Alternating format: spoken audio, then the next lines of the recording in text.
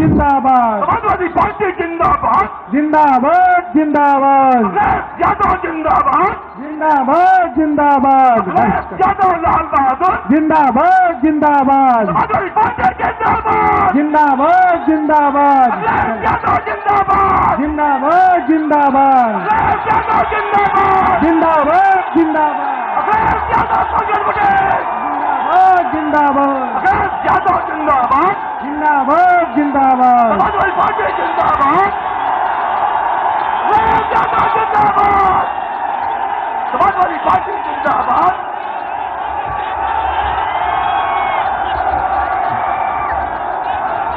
Samajwadi party जिंदाबाद, जिंदाबाद जिंदाबाद, अखिलेश यादव जिंदाबाद, जिंदाबाद जिंदाबाद, अखिलेश यादव जिंदाबाद, जिंदाबाद जिंदाबाद। अखिलेश यादव जिंदाबाद।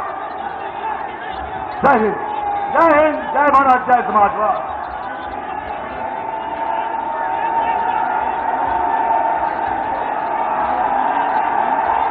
अखिलेश यादव जिंदाबाद।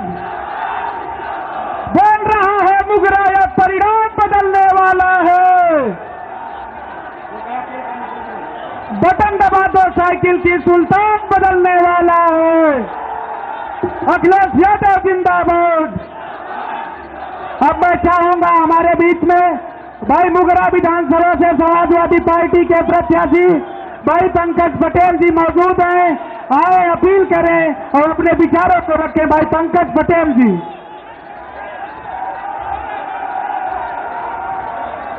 धन्यवाद संचालक महोदय। मैं लोगों से मुलाकातों के लम्हे याद रखता हूँ। मैं लोगों से मुलाकातों के लम्हे याद रखता हूँ। मैं बातें भूल भी जाऊं तो लहजे याद रखता हूँ। जरा सा हट के चलता हूँ जमाने के रवायत से। जिन्हें कंधों पर बोझ मैं डालो वो चेहरे याद रखता हूँ। आज मुगरा बासापुर की ऐतिहासिक छवि पर हम सबके महबूब नेता, युवाओं के प्रेरक, समाजवादी पार्टी के राष्ट्रीय अध्यक्ष आदरणीय परम श्रद्धेय श्री अखिलेश यादव जी का मुगरा की महान जनता की ओर से हार्दिक स्वागत, वंदन, अभिनंदन करता हूं। साथियों, आज लोकतंत्र खतरे में है, संविधान खतरे में है। हिंदुस्तान में आजादी के बाद पहली बार ऐसा हुआ है कि सर्वोच्च न्यायालय के 4 प्रतिष्ठित न्यायाधीश सड़क पर उतरकर हिंदुस्तान के लोकतंत्र के खतरे की बात किया। संविधान हमें आसानी से हासिल नहीं हुआ है। इसके लिए शहीद भगत सिंह, राम प्रसाद बिस्मिल, अशफाक उल्लाह खां, राजगुरु खुदीराम बोस जैसे महान भाव ने योगदान दिया है। जब इस देश के अंदर राष्ट्रपिता महात्मा गांधी जी ने आंदोलन चलाया था, तब उनके त्याग और बलिदान से देश आजाद हुआ था। साथियों, किसी फर्जी राष्ट्रवादी के त्याग और बलिदान से आजादी नहीं मिली है। साथियों, उत्तर प्रदेश में भारतीय जनता की सरकार ने 5 साल में नफरत की बात की है, भाई से भाई को लड़ाने की बात की है, हिंदू से मुसलमान लड़ाने की बात की है, अगड़े से पिछड़ों को लड़ाने की बात की है, दलित से अगड़ों से लड़ाने की बात की है।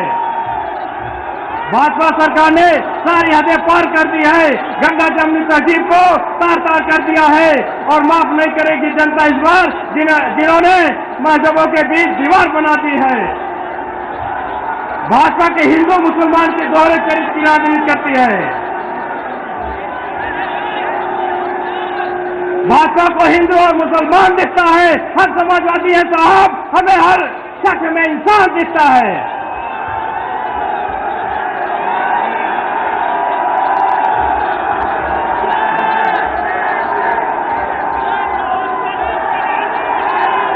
साथियों, आज इस मंच पे उपस्थित सभी समाजवादी पार्टी के नेताओं का स्वागत, वंदन, अभिनंदन करता हूँ। सामने बैठे तमाम समाजवादी क्रांतिकारी नेताओं का भी और जुझारू साथियों का भी स्वागत करता हूँ। साथियों, आप सब काफी देर से इंतजार कर रहे हैं। हम लोग के महबूब नेता आदरणीय राष्ट्रीय अध्यक्ष श्री अखिलेश यादव जी हम लोग के बीच आ गए हैं। आप उन्हीं को सुनने आए हैं, इसलिए मैं अपील कर अपनी बात को खत्म करूंगा। साथियों, आने वाले 7 मार्च को साइकिल के सामने वाले बटन को इतना दबा देना कि मुगरा बासापुर में इतिहास दर्ज हो जाए। और जब पूरे प्रदेश में बात हो कि सबसे ज्यादा वोटों से कौन जीत के आया है, तो पहली सीट तो माननीय राष्ट्रीय अध्यक्ष की कराल होनी चाहिए और दूसरी सीट मुगरा बासापुर की होनी चाहिए। आप सबसे निवेदन है कि आने वाले 7 तारीख को समाजवादी पार्टी के साइकिल बटन को दबा के समाजवादी पार्टी की सरकार बनाए और हमारे माननीय राष्ट्रीय अध्यक्ष को मुख्यमंत्री बनाए। इन्हीं चंद बातों के साथ मैं अपनी बारी को विराम देता हूं। जय हिंद, जय समाजवाद, अखिलेश यादव जिंदाबाद, अखिलेश यादव जिंदाबाद। धन्यवाद। बहुत बहुत धन्यवाद भाई पंकज पटेल जी। अब मैं चाहूंगा हमारे बीच में जनपद जौनपुर के शानदार जिला अध्यक्ष परम आदरणीय श्री लाल बहादुर यादव जी मौजूद हैं। आप आए अपने विचारों को रखे। परम आदरणीय जिला अध्यक्ष जी हमारे बीच में हमारे महबूब नेता आदरणीय राष्ट्रीय अध्यक्ष जी बोलने जा रहे हैं। आप लोग तालियों के साथ अभिनंदन कीजिए।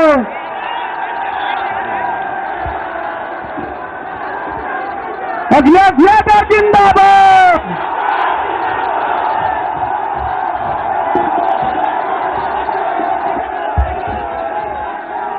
मंच पर हमारे साथ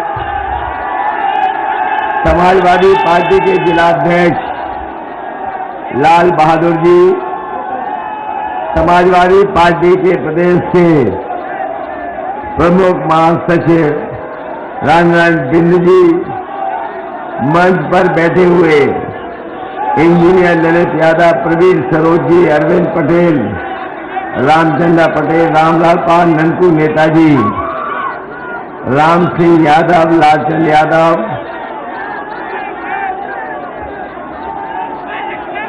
राजेश पटेल जी, तमदीर अशरफ, पंकज मिश्रा, विशाल यादव, विनोद मिश्रा, राहुल यादव, राजेंद्र यादव, राजेश विश्वकर्मा, राजमणि पटेल, संतोषी और बड़ी संख्या में हमारी पार्टी के सभी नेता जो मंच पर उपस्थित हैं और इस चुनावी जनसभा में उपस्थित हमारे सभी आदरणीय बुजुर्ग, किसान भाई, मजदूर और बड़ी संख्या में देख रहा हूं नौजवान साथी, माताएं, बहनें और पत्रकार बंधुओं, मैं सबसे पहले आप सबका बहुत बहुत धन्यवाद और आभार प्रकट करना चाहता हूं। मैं जहां देख रहा हूं मैदान भरा दिखाई दे रहा है, वहीं जब मैं स्कूल के छतों की तरफ देख रहा हूं और बरामदे में खड़े हुए लोगों को देख रहा हूं, पूरा स्कूल भरा दिखाई दे रहा है, नीचे से ऊपर तक। और पंकज पटेल सबसे ज्यादा वोटों से जीतने जा रहे हैं। अभी कुछ दिन पहले आपके बीच में मुझे आने का मौका मिला था। पिछली बार जब समाजवादी विजय रथ से आपके बीच में आया था, मुझे याद है बदलापुर विधानसभा होकर के आपके बीच में पहुंचा था। और आज भी मैं पहले शाहगंज गया, उसके बाद बदलापुर, जौनपुर शहर, फिर आपके बीच में आने का मौका मिला है। बदलापुर ने तो बता दिया है कि इस बार वहां पर वोट डाल करके बदलाव लाने वाले हैं। बदलापुर तो बदलाव ला रहा है। बताओ मोगरा बादशाहपुर वाले जिता रहे हो कि नहीं जिता रहे?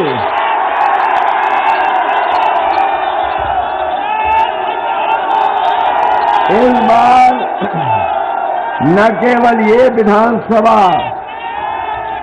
बल्कि मुझे तो ऐसा लगता है कि ये जौनपुर की जनता इस बार भारतीय जनता पार्टी को यहां से फेंक करके नदिया पार भेज देंगे, नदिया के उस पार। और लग तो ऐसा रहा है कि 7वें चरण में ही भारतीय जनता पार्टी उत्तर प्रदेश से बाहर हो जाएगी।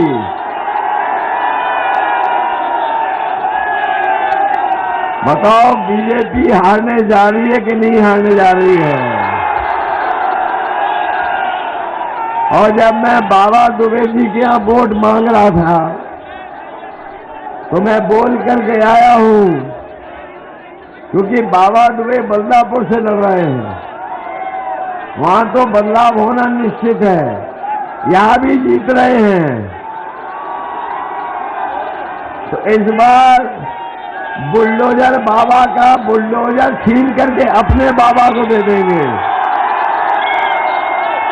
भाई उन्हीं पे बाबा थोड़ी है, हम पे भी बाबा है। बताओ बाबा तो भाई चुनाव लड़ रहे कि नहीं लड़ रहे बगल से? इसलिए आपसे हम निवेदन करने आए हैं कि इस बार पंकज पटेल को एक वोट दे करके जिताने का काम करना है। इस चुनाव में पहली बार देखने को मिल रहा है कि बीजेपी का कोई नेता देश का नहीं बचा है जो आज उत्तर प्रदेश में नहीं आ गया।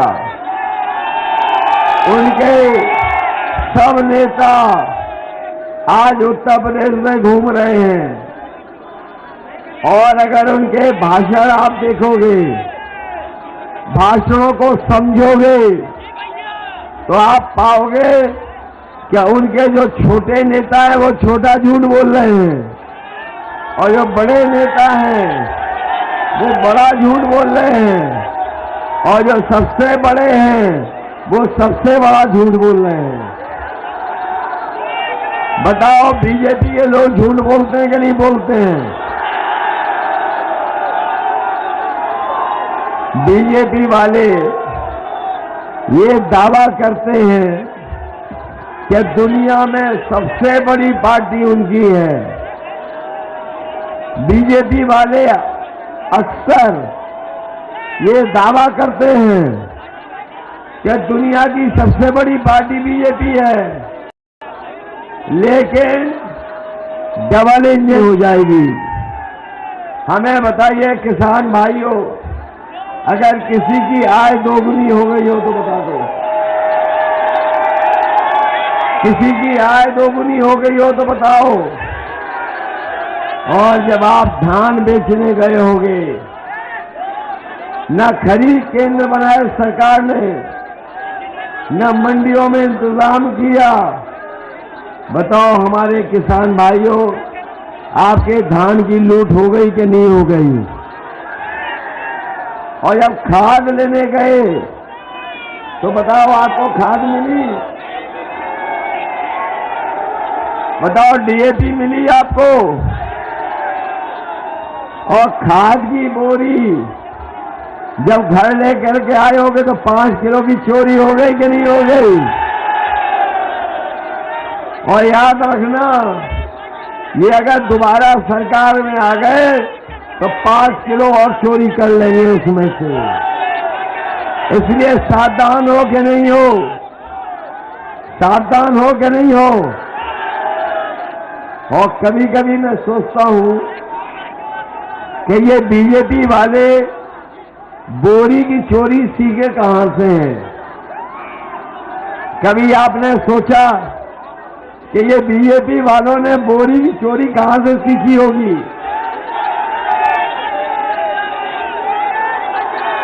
आप बाजार में गए होंगे, और बाजार में जब पहले हमारे बुजुर्ग जानते होंगे, और जैसे जैसे महंगाई बढ़ी और उन्होंने अपना मुनाफा निकालने का काम शुरू किया, तो वही पैकेज जो इतना बड़ा था वो छोटा हो गया, इतना हो गया कि नहीं हो गया। तो इसलिए याद रखना, बीजेपी वाले अगर सरकार में आ गए तो 10 किलो से ज्यादा बोरी में से चोरी करेंगे। डीजल पेट्रोल महंगा हो गया कि नहीं महंगा हो गया? पेट्रोल 100 से पार हो गया। और जब ये पैसा हल करके इनका हवाई जहाज की टिकट भी बुक कर ली उन्होंने, लखनऊ से गोरखपुर की। बताओ वो बुक कर ली कि नहीं कर ली टिकट? जब पुताई वाले दिखे तो मैंने कहा पूछो ये पुताई वाले कहाँ जा रहे हैं? तो पुताई वालों ने बताया कि मुख्यमंत्री आवास में जो धुएं के काले धब्बे लग गए उनको मिटाने जा रहे हैं। बताओ बाबा जी जा रहे हैं कि नहीं जा रहे हैं? और वो गाना सुन लिया होगा अपने यूपी में काबा, सुन लिया गाना के सही सुन लिया? यूपी में काबा, बाय बाय बाबा बा। बताओ बाबा जी जा रहे हैं कि नहीं जा रहे हैं? और जब जा ही रहे हो घर, जब जा ही रहे हो घर, तो हम परिवार वालों से एक सलाह और एक सुझाव लेते जाओ। वैसे तो ये हम लोगों को कह रहे हैं कि हम घोर परिवारवादी हैं, लेकिन हम परिवार वाले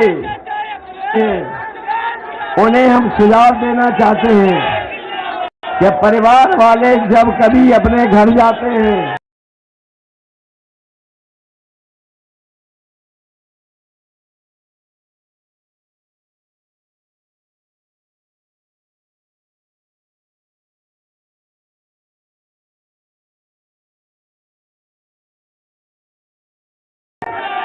अपने बच्चे और परिवार के लोगों के लिए कुछ न कुछ सामान लेके जाते हैं, कभी कभी मिठाई लेके जाते हैं।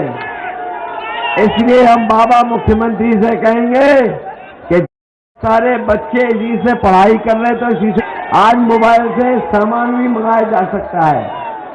आजकल मोबाइल से लोग खाना भी मंगा लेते हैं, मोबाइल से जानकारी और सूचना मिल जाती है।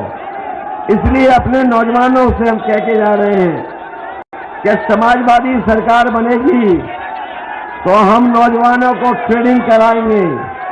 12वें के पास वाले और चाहे आगे पढ़ लिया हो उन्हें ऐसी ट्रेनिंग कराएंगे जिससे आईटी के क्षेत्र में उन्हें नौकरी और रोजगार मिल जाए। और समाजवादी पार्टी ने तय किया है, समाजवादी पार्टी ने तय किया है कि इस बार सरकार बनेगी तो 22 लाख नौजवानों को आईटी के क्षेत्र में अच्छे रोजगार देने का काम होगा। हमारे बीएड टेट वालों ने तो संकल्प पत्र पढ़ लिया है, इन्हें तो समायोजित करने जा रहे हैं। अब बताओ कितने दिन बचे हैं? आज 2 तारीख हो गई और वोट डालना है आपको 7 तारीख को। 7 ही तारीख को तो वोट डालना है। और रिजल्ट कब आएगा? 10 के बाद बीएड टेट के लोगों को समाहित करने का काम होगा। हमारे बीपीएड वाले भी जानते होंगे, उनकी नौकरी सुप्रीम कोर्ट तक हम लोग लड़े, बीपीएड वालों की मदद करेंगे, रोजगार सेवकों की मदद करेंगे। ये जो दरोगा भर्ती नहीं निकली है और उलझी हुई है दरोगा की भर्ती, इसको भी निकालने का काम समाजवादी करेंगे। ये ग्राम रोजगार सेवक नियमित होना चाहते हैं, इनको भी नियमित करने का काम समाजवादी सरकार में होगा। दरोगा भर्ती होगी और वहीं हम अपने नौजवानों को कह के जा रहे हैं जो गर्मी निकालने की बात कह रहे थे, समाजवादी सरकार बनेगी तो फौज में भर्ती निकालने का काम समाजवादी लोग करेंगे। फौज की भर्ती के साथ साथ पुलिस की भी भर्ती निकालेंगे। और अगर हमें कुछ जगह पर गांव में अगर हमें नौजवानों को रनिंग ट्रैक बनाना पड़ेगा तो रनिंग ट्रैक बना करके इनको दौड़ने की प्रैक्टिस करने का मौका देंगे। जब से समाजवादी पार्टी ने तय किया है कि 300 यूनिट फ्री बिजली होगी, तब से बीजेपी की बिजली गुल हो गई। और जब से हम लोगों ने कहा है कि किसानों की सिंचाई भी माफ होगी, बीजेपी का ट्रांसफॉर्मर फूक गया। और अपनी माताओं बहनों को हम कह के जा रहे हैं कि 1500 रुपया महीना उन्हें पेंशन देंगे और साल की 18,000 उन्हें पेंशन मिलेगी। और अपनी माताओं बहनों को इसलिए दे रहे हैं क्योंकि गैस का सिलेंडर महंगा हो गया है। घर गृहस्थी चलाने के लिए और अपने बच्चों की देखभाल के लिए, और चाहे वो अपने लिए कुछ खरीदना चाहेंगी तो उन्हें 1500 रुपया महीना समाजवादी पेंशन देने का काम हमारी सरकार में होगा। ये बीजेपी वाले पहले राशन दे रहे थे नवंबर तक, जैसे ही इन्हें पता लगा अब ये राशन दे रहे हैं मार्च तक। पहले नवंबर तक, चुनाव आ गया तो राशन दे गए मार्च तक। लेकिन हम अपने गरीबों को बता के जा रहे हैं, आप साइकिल की बटन दबाओ और 5 साल राशन पाओ। 5 साल राशन देंगे। और राशन के साथ साथ अगर हमें बच्चों के लिए दूध का पाउडर देना पड़ा तो 1 किलो दूध का पाउडर देंगे। सरसों का तेल महंगा हो गया है तो 1 लीटर सरसों का तेल देंगे। और इसके साथ साथ हमारे गरीबों का भी स्वास्थ्य अच्छा हो जाए तो 1 लीटर घी भी देने का काम समाजवादी सरकार ने है। और इधर गरीबों की चीनी छीन ली है इन्होंने। बताओ, गरीबों की चीनी छीन ली कि नहीं छीन ली? और इसलिए छीन ली कि हमारा गरीब का भी मुंह मीठा ना हो। इसलिए समाजवादी सरकार बनेगी तो राशन के साथ साथ घी, मिल्क पाउडर, सरसों का तेल और चीनी भी देने का काम समाजवादी लोग करेंगे। मदद करोगे सब लोग? बताओ, बाबा जी ने एम्बुलेंस खराब कर दी कि नहीं कर दी? ये जब से 100 नंबर 112 हुई, पुलिस कबाड़ा कर दी कि नहीं कर दी? महंगाई तो नहीं भूल जाओगे? ये महंगा सिलेंडर तो नहीं भूल जाओगे? ये डीजल पेट्रोल जो बढ़ गया उसको नहीं भूल जाओगे? बाबा ने धोखा दिया, ना लैपटॉप दिया, ना स्मार्टफोन दिया तो नहीं भूल जाओगे? हमारे किसान भाइयों, खाद की चोरी तो नहीं भूल जाओगे? इसलिए पंकज पटेल की मदद करो। मदद करोगे? इन्हें जिताओगे? एक वोट साइकिल पे डालोगे? बीएड टेट वाले आप लोग पढ़े लिखे हो, जिताओगे? ये हमारे दरोगा भर्ती वालों जिताओगे? ये नई भर्ती वालों जिताओगे? अनुदेश रोजगार सेवक और शिक्षा में, और नौजवानों 5 साल और इंतजार तो नहीं करोगे? तो इस बार साइकिल की बटन दबाओ। दबाओगे? ये मान लें कि इस बार जौनपुर में सब सीटें समाजवादी पार्टी की। बहुत दिनों से नहीं जीते ये विधानसभा, बताओ जिताओगे?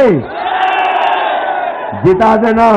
मैं आपको भरोसा दिलाता हूं कि मोगरा बादशाह के लिए अगर हमें अलग से भी विकास के लिए पैसा देना पड़ेगा तो सरकार बनने पर हम विकास करने का काम करेंगे। बहुत बहुत धन्यवाद आपका। मैं संतोष द्विवेदी जी का धन्यवाद देता हूं और वहीं वित्तहीन शिक्षक वालों को मैं कहना चाहता हूं कि जैसे पहले मानदेय दिया था, सरकार बनेगी तो फिर आपको मानदेय देने का काम होगा। बहुत बहुत धन्यवाद आपका।